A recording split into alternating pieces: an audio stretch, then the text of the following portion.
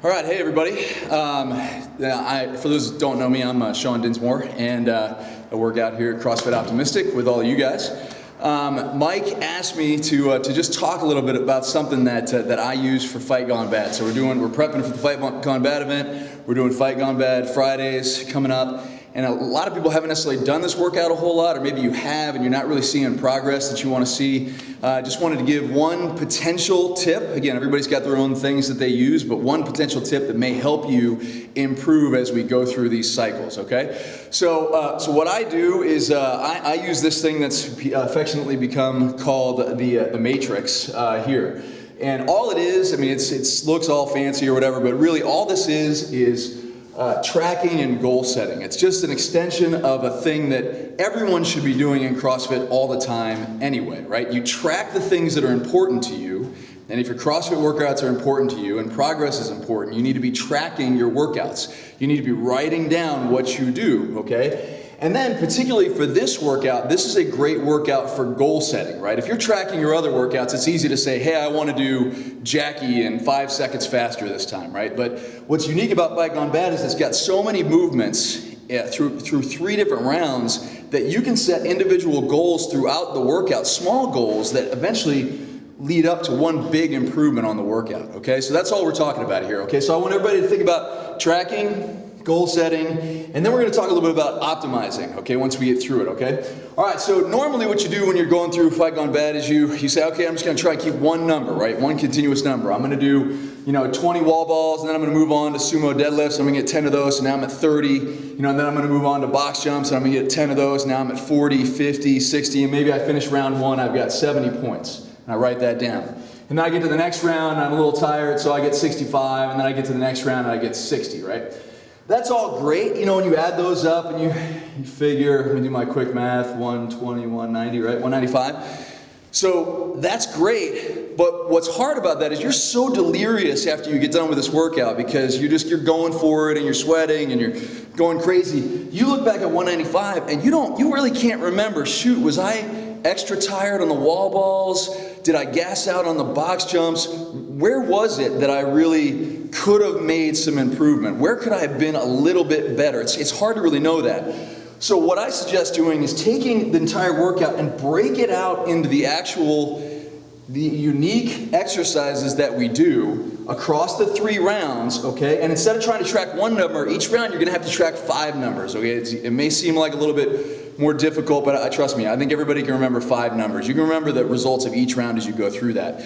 So all you need to do is, as you go through, just write down those individual numbers. So I'm gonna get 10 wall balls, and then I'm gonna get 20 sumo deadlifts. I'm gonna think back, oh yeah, I did 15 box jumps, and I got 12 push presses, and I got 8 calories on the row. And write those down, okay? And then do the same thing for each one of your successive rounds, right? 12, and maybe it's 10 and 6, and then maybe I did 6, 10, I'm really gassed out now, 10, my push press, I'm at 8, and my row, I only got 5, okay? Now what you've got is you have the ability to track what happened on each particular exercise. So now you come back and you don't go, okay, last time I hit 185, I'm really gonna try and hit 200 this time. That can be a real challenge in this workout because you may be really tired in the first round and you don't have individual goals. You could get so far behind in round 1 that there's no possible way for you to make it up in round 2 and 3 because you're gonna gas out. Doing the matrix allows you it gives you minimum thresholds that you have to hit. Because you've hit them before. You have to hit these minimum thresholds on each exercise in order to sustain your score and then hopefully beat it next time, all right? So I don't care how tired you are next time you do it, if you know you did 20 sumo deadlift high pulls last time, you're gonna get those 20 sumo deadlift high pulls.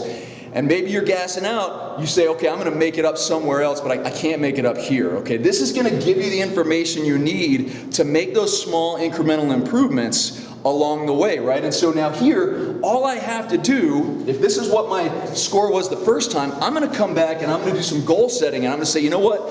I felt pretty good on my box jumps last time. I'm just gonna shoot to improve my box jumps by 2. So my next goal here, instead of 15, I'm gonna set a goal and go for 17 in round 1, Box jumps, I'm gonna try and get 13 in round 2 and 11 instead of 10 in round 3. And that's all I'm gonna do. You know, if you did that, 1, 2, 3, or 1, 2, 3, 4, 5, 4 or 5 points, I think you'd all be pretty happy to improve your Fight Gone Bad score across a week's time by 5 points, right? So that's all I want to encourage you to do. It's all about just a little bit more tracking and then coming into it, writing what you did last time or take a picture on your phone and setting goals for the workout right from the beginning. So you know, here's my goal for every exercise this time I go through.